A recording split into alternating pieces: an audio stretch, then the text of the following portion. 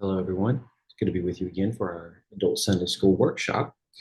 So, you see here on the screen, we're going to be taking care of this lesson here, Complaints of the Ungrateful, coming from Numbers chapter 11. So, it's important for us to recognize here that, of course, we've jumped past the first 10 chapters of the narrative to basically sum up that. Essentially, what we're dealing with is that the narrative events of Exodus chapter 40, where Moses was commanded to set up the tabernacle, and then all of the books of, or I'm sorry, all of the chapters of the book of Leviticus have all essentially taken place within the beginning months of the second year of Israel's sojourn at Sinai. And then within a few months after the assembling the tabernacle and installing Aaron and his sons as priests, the Lord has instructed them to perform a census, hence the reason for the book of Numbers. And then other laws are going to be given for the portion of their journey in which they are going to be leaving Sinai and journeying to Canaan, which is only going to take a couple of months to get there. And then we break camp and then begin the process of moving. And we're only a couple of weeks into the journey by the time that we get to the portion of the scripture that we're reading here. So I have retitled this lesson, A Holy Army That Complains About Provisions. So what I'm attempting to do here is essentially start with the context of chapter 10 to set us up for what we're doing in chapter 11, or essentially what we find Israel doing in chapter 11. And then with that, breaking this down over the course of the next two columns to give us a better feel for how this passage is so significant and why it is. And of course, it's rather simplistic to understand that Israel is sinning, and that's virtually what we need to know is that yet again, there is a repetition of the pattern of Israel doing something that they shouldn't be doing. And while that's true, let's understand though why exactly this angers God as it does and causes him to react as he does. Because we must remember that one of the things that God has been charged with over the course of many centuries, especially over the course of the Christian era, so we're still talking 2,000 years, has been that the God of the Old Testament is a rather capricious God and has a tendency to react almost like a petulant child would. And of course, we know this isn't true, but this was something that even the early Gnostics was using as a way to try to draw credence to their theological concept of the God that Jesus was making everyone aware of, which was apparently different than the God who had not only inspired the Old Testament, but had done everything within the Old Testament as goes creating the world and even orchestrating the events of the flood, the call of Abraham, the nation of Israel, that ultimately leads to Jesus. And while there's definitely a disconnect, as goes the concept of there being a Jewish Messiah who would come save the world, who was yet opposed to the God who orchestrated all those events. Nonetheless, it was a very attractive form of teaching that for most people seemed to gain lots of traction from what was recognized as scripture, first and foremost, by the earliest disciples of Jesus, and really the only Bible that they had. So I digress. All that being said, to simply point to the idea, let's try to break this down and understand a bit more why this was so upsetting to the Lord, again, and why he reacted as he does. So, considering the ending of chapter 10, in Numbers 10, verse 33, they set out from the mountain of the Lord on a 3-day journey with the ark of the Lord's covenant, traveling ahead of them for these 3 days to seek a resting place for them. So the idea is that, of course, this is just going to be 3 days. Now, it's not to say that when they have finished their 3-day journey, they're going to be exactly where they need to be. In fact, it should be a bit curious to us as to why exactly they want to travel 3 days. I would suggest that it's important for us to realize two concepts here. Number one, the overarching biblical principle of this 3-day formula. Again, as I've said before in previous lessons, that every time we have seen the use of this 3-day formula, starting with Abraham in Genesis 22, when he is told to sacrifice Isaac. And as the two are walking closer toward Mount Moriah, Abraham realizes this is the place where he's supposed to sacrifice his son. And then they embark on a 3-day journey by themselves. The idea, though, is that from this moment on, every time this formula is being used, we are essentially seeing something that deals with both an exile and exodus arc.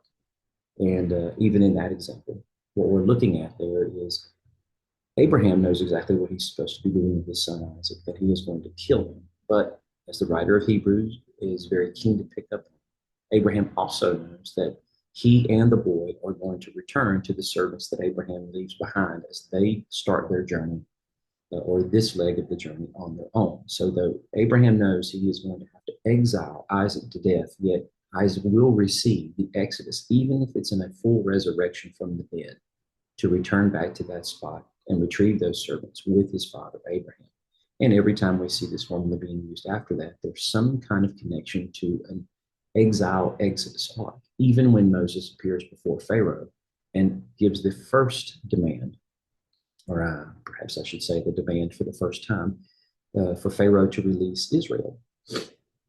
And curiously, he says, "Let us journey 3 days out into the wilderness that we may hold a festival and sacrifice to our God." If you've ever read that part of the story and wondered, well, why exactly does he say, "Let's journey 3 days"? That's not God's intent.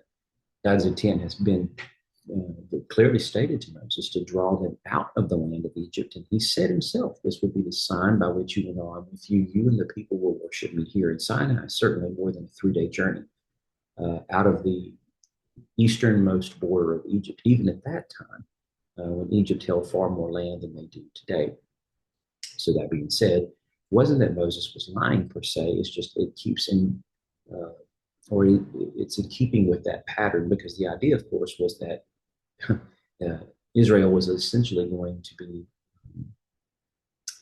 delivered out of the land and begin the Exodus portion of their, I should say, the Egypt portion of their Exodus journey out of the land. So here's what we're seeing, as goes the idea here. They're still in exile, per se. Hence the reason why I chose to use the expression the Egypt phase of the Exodus, because the Exodus arc itself is not over until they actually cross into the borders of Canaan and finished the conquest and now are at rest within the land and have received the inheritance that God promises. So they set out for 3 days. And who's to say what would have happened at the end of that 3 days? Because we don't really get a follow up for that particular portion of the story, but it's just to kind of help pay off that idea that they are still in exile. And this is something of an exodus away from where they have been before and are going to do exactly what Moses had told to Pharaoh: journey 3 days out into the wilderness. Anyway, so whenever the ark set out, Moses would say, "Arise, Lord, let your enemies be scattered, and those who hate you flee from your presence." So this is essentially a prayer in which Moses is asking that the Lord would scatter Israel's enemies before them as they travel. So here we have spokesman for the Lord, his mouthpiece, the one who was able to bend the ear of God, as it were, who is speaking loudly for everyone to hear, asking the Lord to go out before them, to march in front of them, and to scatter their enemies, and to cause everyone who hates him to flee from their presence. So Moses is essentially praying that the Lord's blessing would be over them while they are traveling. Because there's no telling, since they've already tested this before with Amalek finding them out in the wilderness and attempting to try to root and pillage them, who they might find out in the wilderness. And then when it came to rest, he would say, "Return, Lord, to the countless thousands of Israel." So Moses would pray to Yahweh that he would come and return to Israel and nest over them, essentially, while they are resting out in the wilderness where there are no natural terrain features that are going to provide protection from them, while they will encamp around the Ark of the Covenant where the cloud of God's glory has settled, or that pillar of fire by night to, of course, illuminate the darkness around them. But while they are all encamped around them, they probably have sentries posted as a guard to try to protect the people and warn them should anybody come and attempt to try to do anything. But Moses is asking for protection over them so that even anyone who might dare to try to come and attack them at night would be scared to do so. So all that to say, as the time has come for them to go on and journey toward Canaan, Moses is asking that the Lord would go in front of them as he has been, to protect them and cause their enemies to scatter, and to come and return to nest over them while they are resting out in the wilderness, open and exposed as they are. So, middle column now. Let's consider the provisions of Yahweh. So, what we've seen so far is that God, of course, is physically dwelling amongst the people, at least in a veiled form. But in this cloud of pillar, totally got that backwards. Pillar of cloud by day and fire by night. God is physically and tangibly amongst the people. And again, what other nation could say that, right? But now, of course, the Lord has already started something more than a year ago in which he is providing for them every single day the food and provisions that they need. So the Lord is giving them manna, and the manna resembles coriander seed. The appearance is like that of bdellium, and it tasted like a pastry cooked with the finest of oil. Now, this is significant, and Moses gives us this detail here for the first time. And it's important for us to appreciate that because it adds something to the context. It's not a needless detail any more than when we go back to Genesis chapter 2 and verse 12, and Moses is describing for us the lay of the land outside of the Garden of Eden and even outside of the province of Eden, with a river that comes through Eden and then branches off into 4 other winding rivers that go through various areas of land where, of course, no one is settled yet. Certainly there are no nations there. These lands have not been named, but eventually they will be and are by the time Moses is writing these accounts. So he speaks to us of the idea of one of these rivers that wind through the land of Havilah, where there is gold and it's pure. And notice this, bdellium and onyx are there. So bdellium is not something that can, well, perhaps it can be eaten. I'm not quite sure. I have to do a little research on that. I was about to speak on it. But the appearance of bdellium is like a sticky gum-like resin. So go back to this context of Numbers chapter 11 when Moses is describing what the manna looks like, and he says it has the appearance of bdellium. So perhaps one of the reasons why Moses includes this detail is to show us that manna is being compared to the riches of Eden. And granted, Havilah is a land outside of Eden, but then again, Moses is drawing the connection because the river that flows in and around Havilah is a river that comes directly from the source waters from the Garden of Eden itself, which is to paint a picture that the riches of Eden are supposed to be flowing out of the garden. Now, in a sense, it's kind of figuratively doing that with respect to the rivers. And eventually, Adam and Eve and the image bearers they create, had they properly obey Yahweh, would be taking the riches of Eden with them as they expand the garden in the direction of these lands that surround Eden and are touched by its rivers. So that connection between the two of them, per se, is almost to suggest that when Yahweh brings manna to these people every day, that it looks like a substance that was very similar to that which was close to the land of Eden and was allowed to thrive, as it were, largely because of the contribution from the waters of Eden itself. And that, if you can imagine what this must have tasted like, it was a pastry cooked with the finest oil. So it's not bland, tasteless bread, but a very fine pastry, something that was essentially fit for kings. Now, Israel is numbered as an army and it's heading to war. Again, that's the reason for the naming of the book of Numbers, is because they are commanded to conduct a census. And because the Lord has commanded it, it's appropriate. It's not like the census of David's days when he had done what he had done.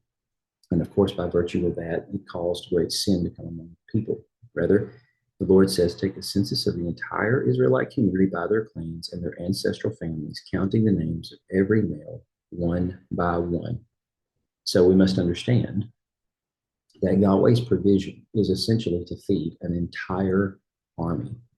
But this bread from heaven is meant to supply what they cannot supply for themselves. We go back to Exodus 16, which we were reviewing some weeks ago. I'm going to rain bread from heaven for you, but the people are to go out each day and gather enough for that day. So what we're seeing here as we appreciate the verbiage of Numbers chapter 10 is that now the time has come for them to begin to pack up and get ready to do what they haven't done within the last year, move. And as they're moving, they're heading directly toward the land. Moses has orchestrated these people as an army after counting them as such and conducting this census to know exactly how many men they have of the proper fighting age and strength. And then they are going to be orchestrated into their tribes so that when they march, every tribe is co-located with one another and that they are able and ready to engage in battle immediately if need be. But of course, the idea is that hopefully they won't have to engage anybody in battle until they finally get to the border of Canaan and then begin to draw up their battle plans for going in to take the land. So the whole concourse of these 10 chapters has been to organize these people into an army, which they haven't been up to this point, and then to give them the last little bit of law and guidance they need before they eventually embark on this journey to go and to take the land. And now that they have been and they are actually um, settled out in their columns and are marching in that direction, Moses is telling us once again about the provision that God has given this massive army to sustain them supernaturally out in the wilderness. But this is where we get to the heart of it. Numbers chapter 11. Israel begins to complain about the rich food that they are provided. The riffraff among them had a strong craving for other food, and the Israelites wept again and said, "Who will feed us meat?" So it's a rather simple concept here with respect to what's going on, as goes the fact Israel is ultimately rejecting what Yahweh is providing for them. Food fit for kings and food that is meant to ultimately symbolize the blessings of Eden that God is opening up for these people who have shown more than once, most especially in Exodus 32, that they don't deserve such. They've already repeated the atrocities of Adam and Eve multiple times. But Exodus 32 is kind of that coup de grace moment. And so now, Yahweh has every right to wash his hands of these people, but as Moses has pled with him that he wouldn't, and to remember his promises, and of course, playing on the fact that God is good and faithful and showing his faithful love to 1,000 generations of those who love him, that he will preserve these people and uphold his end of what he had promised them. So that's what's going on here. He's doing that. He's marching them toward the land. Thousands have died because of the judgment that God has brought upon them already in that moment when they fell by worshiping the golden calf. But nonetheless, God is allowing the rest of this nation to go freely into the land if they will be faithful to him. But this is yet another sign that that is the last thing they intend to do, because as they barely started out on the journey, even though they've been eating this manna for a year, and not to say others haven't complained about it, a little here and a little there along the way. Now this is something that threatens the unity of the entire encampment because a few select people amongst them, which who knows, may very well have been native Egyptian or native African, and were sojourning in Egypt during the time when the Israelites were living there under slavery. And then eventually, when they saw the power of Yahweh through the 10 plagues and were convinced by what they saw, and then, of course, the pleading of Israel to leave behind the decimated Egypt and to come with them, then they chose to leave and follow these people. But now they're looking behind them at what they left behind and wishing for Egypt and the different varieties of food that they had there. And they have led Israel to be equally dissatisfied with what God has given.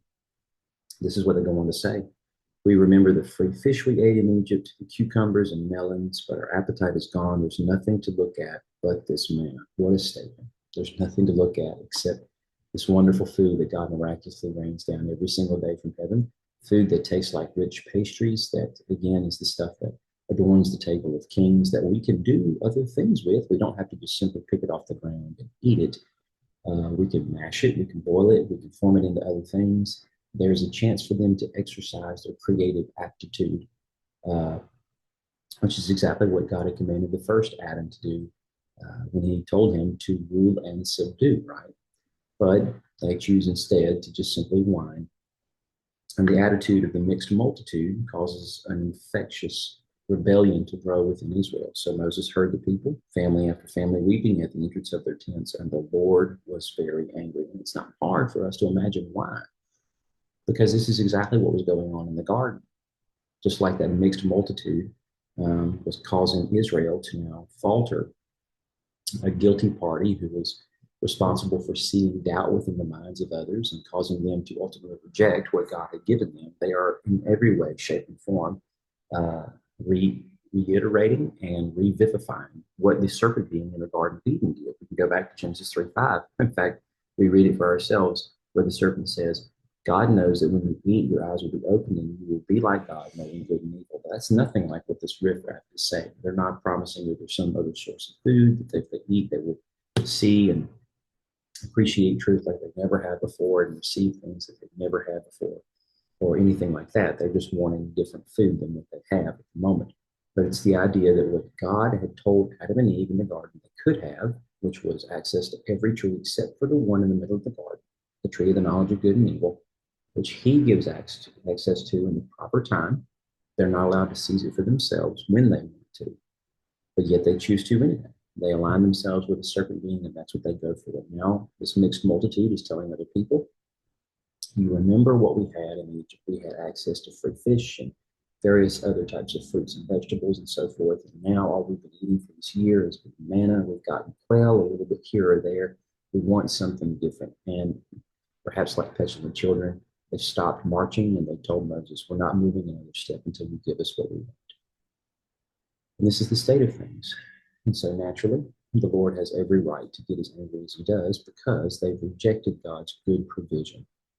And God doesn't intend to continue to feed them with manna, but where else exactly are they supposed to get food? They can't go find food for themselves. If they want, they can slaughter one of the members of their flocks or herds, but I would imagine so at least, that God would allow them to make an offering to him once the tabernacle stops and they set it up. And in doing so, if they offer a fellowship offering, then they can receive some of the meat from it. But of course, they need to offer proper homage to Yahweh. But that's not what they want. They want instead meat now. They want God perhaps to perform what he had already done in the past by bringing in great flocks of quail or whatever else God chooses to do to satisfy their cravings for meat. But that's not what God's intention is. Instead, he wants to continue to provide them for the journey ahead, which is only going to be a couple of months, for them to get to where he needs them to be in order for them to go into the land. And one of the first things he does is he tells Moses to orchestrate 12 spies, one from every single tribe, to go into the land.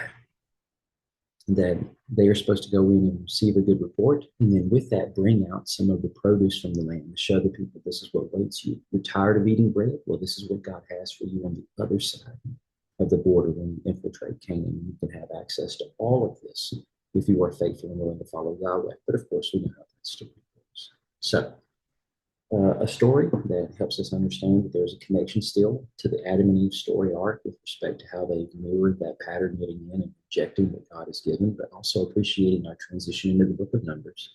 That God has now told Moses to conduct a census, to orchestrate these people into the army that they are supposed to do, are supposed to be, and to begin the process of helping arrange their mindset, order their mindset in such a way that they now know what their job is with respect to going into the land, that God is going to fight the battle for them, but they're also going to have to contribute to this battle as well. And so he has outsourced, or I should say, resourced them as he's outfitting them with proper provision. They not only have weapons for the battle, presumably, but now God has already started giving them provision of the manna and has continued to faithfully do that, and is doing that even now as they're journeying from Sinai to the land of Canaan. God has not stopped that provision, but it just doesn't seem to be good enough for Israel, as nothing really is during this portion of their narrative or much of the Old Testament. So anyway, I appreciate you listening. I hope that's been helpful, and tune in next time.